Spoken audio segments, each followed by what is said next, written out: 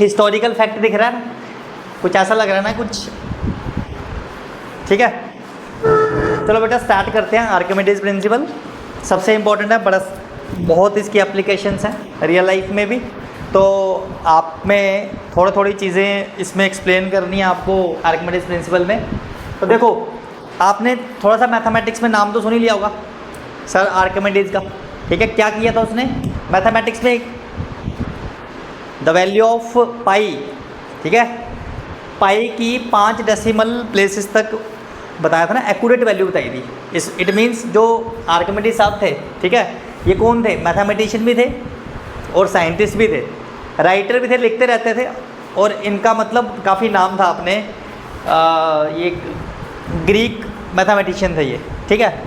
तो इनके पीछे कुछ कहानियाँ भी हैं, आपने सुनी भी होगी, किसने सुनी है क्या आर्किमिडीज की कहानियाँ? आर्किमिडीज के बारे में कुछ भी नहीं सुना, मतलब जो जिसके लिए ये फेमस हुआ नहीं सुना वो भी। तो आपको मैं थोड़ा फैक्ट बताता हूँ। आपने हिस्ट्री किसको अच्छे से आती है हिस्ट्री? हाँ बेटा, प्यूनिक वार के बारे में सुने? प्यूनिक, ये पता था कि रोम जो है वो दूसरी एम्पायर पे कब्जा करने की कोशिश करते रहता था, है ना।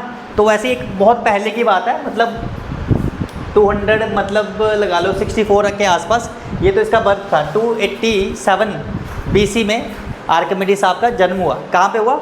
एक आइलैंड था सिसिली, ये देख सिसिली आइलैंड दिख रहा है, सिसिली एक आइलैंड था, उसमें एक छोटा सा जगह थी जिसको बोलते हैं सायराक्यूस में उसका जन्म हुआ, ठीक। अब ये जो था रोम, ये क्या करता था कि इसकी और इसकी ना आपस में बैटल लगी रहती थी, लड़ाई लगी हुई थी, उसको बोलते हैं प्यूनिक वॉर। इन दोनों के बीच में वॉर लगी रहती थी, ठीक।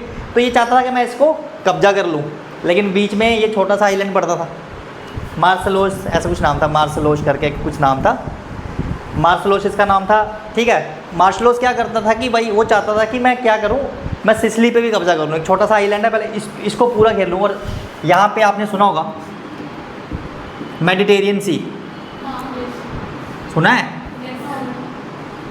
मेडिटेरियन सी सुना है? उसी के आसपास की ये कंट्रीज़ हैं, ठीक। तो प्यूनिक वॉर में किनके बीच में थी? रोम और कार्थेज के बीच में, ठीक है, रोम और कार्थेज के बीच में थी। लेकिन बीच में क्या पड़ता था? सिसिली। और वहाँ पे हमारे भाई साहब कौन से किसका जन्म हुआ? आर्किमिडीज साहब का, ठीक है, आर्किमिडीज। अब कहता है आर्किमिडीज यहाँ पे पैदा हुआ है, तो क्या आसान होगा क्या इस पर कब्जा करना? ठीक है। यहाँ के जो किंग थे वो थे, उनका नाम था किंग हायरो करके था उनका नाम, ठीक।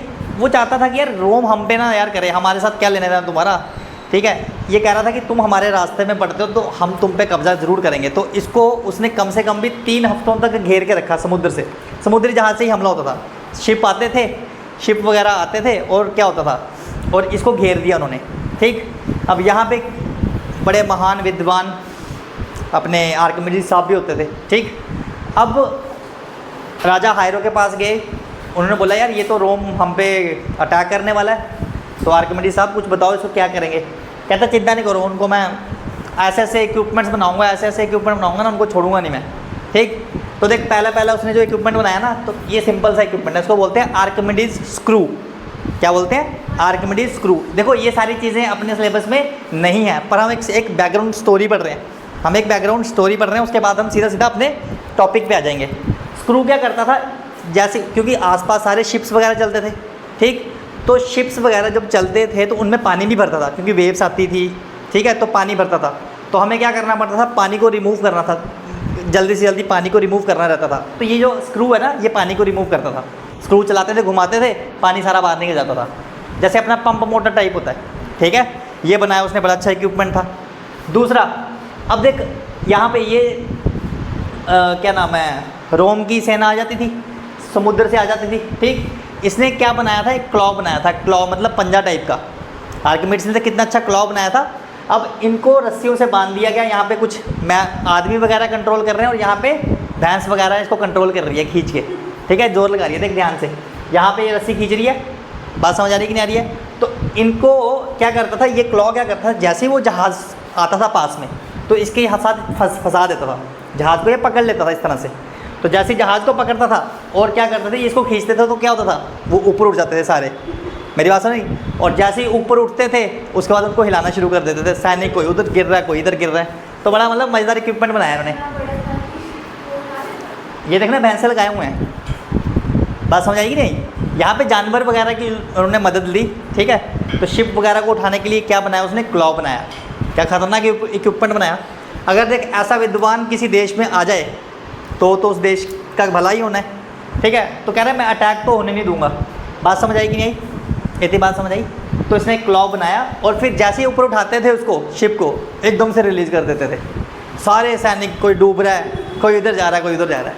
बात समझ आई कि नहीं। तो ये सारी कहानी हुई। उसके बाद देखो उसने क्या बनाया, एक रिपीटिंग क्रॉसबो टाइप, ये भी एक इक्विपमेंट बनाया। इसमें क्या किया उसने, सेम एक बड़ा सा इक्विपमेंट बनाया और ऊपर क्या लगा दिया, पतीला ऊपर पतीला और उसके अंदर पत्थर डाल दिए। इसको भी रस्सियों से अटैक कर दिया और जैसे इसको छोड़ेगा और ये खींचेगा तो कहाँ जाएगा, क्या अटैक होगा इन पे, भागेंगे, दुम दबा के भागेंगे। इनको इतना डर पड़ गया, ये जो इनका मार्शल आर्ट्स था ना, इनको इतना डर पड़ गया कि उनको अगर कोई रस्सी भी दिख जाती थी ना, वो भागते थे यार आर्किमिडीज ने कोई फंदा बनाया हुआ है, ठीक है कि नहीं। बात समझ आई कि नहीं। फिर उसने क्या बनाया, हीट रे रिफ्लेक्टर बनाया। और भी सुन नहीं रही है, देख हीट रे रिफ्लेक्टर बनाया। तो ये रिफ्लेक्टर क्या था, उसने ना बड़े शाइनी सरफेस एक मेटल के बना दिए। अब ये क्या करता है, इसको कौन सा सरफेस, ये कॉनकेव मिरर टाइप बना दिया। कॉनकेव मिरर क्या करता है, हीट लाइट को एक तरफ कन्वर्ज कर देता सारी लाइट को। तो जैसे ही इस पर हीट, वहाँ पे धूप पड़ती थी ठीक ठाक, तो इनको घुमाने का प्रोविज़न था। मतलब आप इसकी ओरिएंटेशन को, जैसे कोई जहाज़ आ रहा है तो हम क्या करते हैं, उनकी तरफ ओरिएंटेशन घुमा देते थे। सारी हीट पड़ती थी और वो क्या हो जाते थे, ब्लास्ट हो जाते थे, पूरी की पूरी हीट पड़ती थी उन पर। समझ आ रही है कि नहीं आ रही है। क्या खतरनाक इक्विपमेंट बनाया ना उसने, क्या मानना पड़ेगा आर्किमिडीज़ को, ठीक है। ये आर्किमिडीज़ प्रिंसिपल तो इतना सा है, छोटा सा, लेकिन ये सारी चीज़ें कितनी खतरनाक है। बात समझ आ रही है कि नहीं आ रही है। तो ये था प्यूनिक वॉर। बात समझ आई कि नहीं। हिस्टोरिकल फैक्ट थे, मैंने सोचा चलो बना देता हूँ, क्योंकि मेरी ड्राइंग पहले बड़ी अच्छी होती थी, अब तो चलो क्या ही है, ठीक है। अपना ये बैठा हुआ है आर्किमिडीज, बैठा हुआ, हमें क्या किस बार की टेंशन है। पर आर्किमिडीज था ना, उसको इतना भयंकर इंटरेस्ट था ना मैथमेटिक्स में, जीत गए, सारा कुछ हो गया, बैठा हुआ अपनी रिसर्च कर रहा है, कभी ज्योमेट्री के काम कर रहा है, ठीक है। वो किसी से कोई लेना देना नहीं, साइंटिस्ट लोग ऐसे ही सोचते हैं, उनको किसी से कोई लेना देना नहीं होता, ठीक। अब राजा हायरो जीत गया, खुश हो गया। अब बोलता है ठीक है, हम अपने देवता को ना एक सोने का मुकुट चढ़ाएंगे। हम क्या करेंगे, अपने देवता को सोने का मुकुट, मतलब एक तरह से क्या करते हैं, अर्पित करते हैं ना, भेंट करेंगे।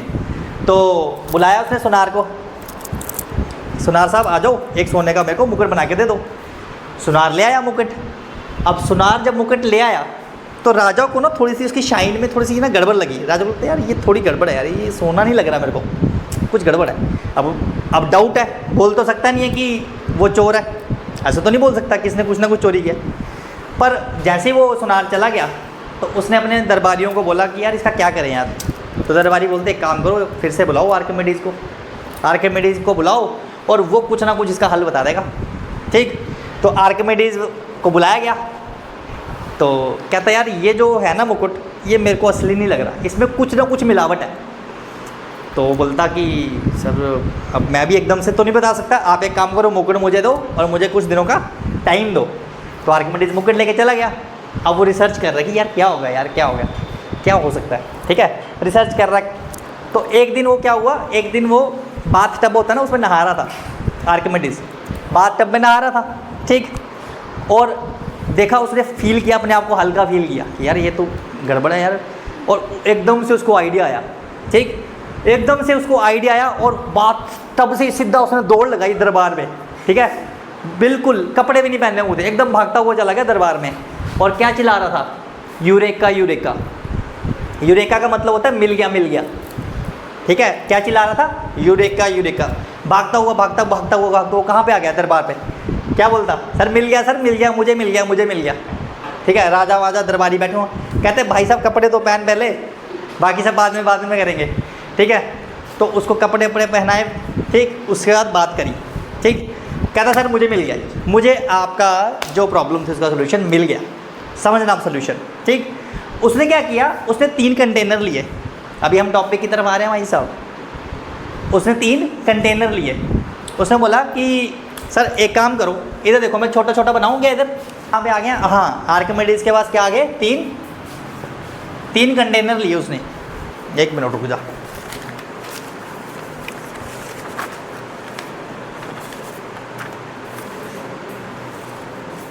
ठीक है, सुनना ध्यान से। आर्किमिडीज ने क्या किया, सुनना ध्यान से बेटा, यहाँ से अभी हम टॉपिक पे एंट्री मार देंगे सीधा सीधा, ठीक है। 3 कंटेनर लिए एक जैसे,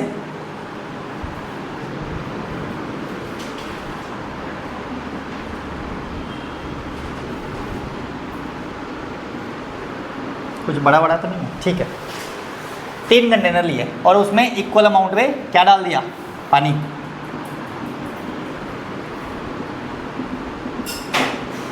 ठीक है, अब देखो ध्यान से,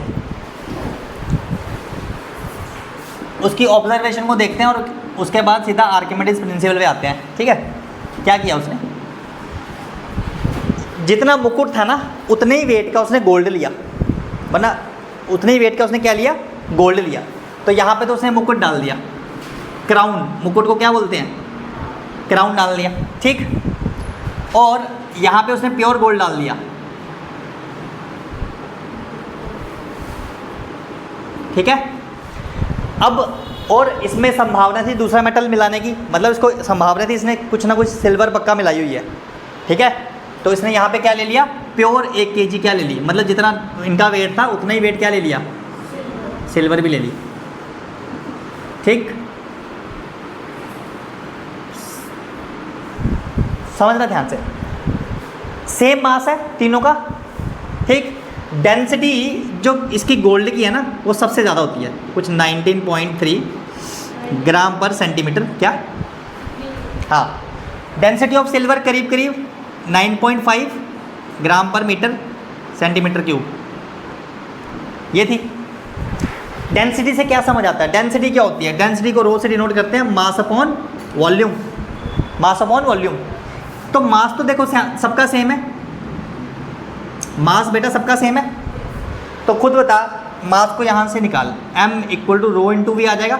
अगर मास सबका सेम है तो डेंसिटी देख किसकी ज़्यादा थी, इसकी ज़्यादा थी, तो बता इसकी वॉल्यूम क्या होनी चाहिए, कम। देख वॉल्यूम कम थी, इसकी वॉल्यूम ज़्यादा आ रही थी, इसकी वॉल्यूम ज़्यादा आएगी ना, क्योंकि इसकी डेंसिटी क्या है, कम, सेम मास के लिए ज़्यादा वॉल्यूम आनी पड़ेगी। ठीक, तो उसने कैलकुलेट किया कि इसने जो पानी डिस्प्लेस किया है वो नोट कर लिया, इसने भी जो पानी, इसने मान लो 100 ग्राम पानी डिस्प्लेस किया, 100 ग्राम पानी डिस्प्लेस कर दिया। डिस्प्लेस समझते हो, हाँ, पानी ऊपर आया जो, इसने क्योंकि इसकी वॉल्यूम ज़्यादा थी, इसने कितना कर दिया, 1500, 100 ग्राम नहीं 150 ले लेते हैं, 150 ग्राम।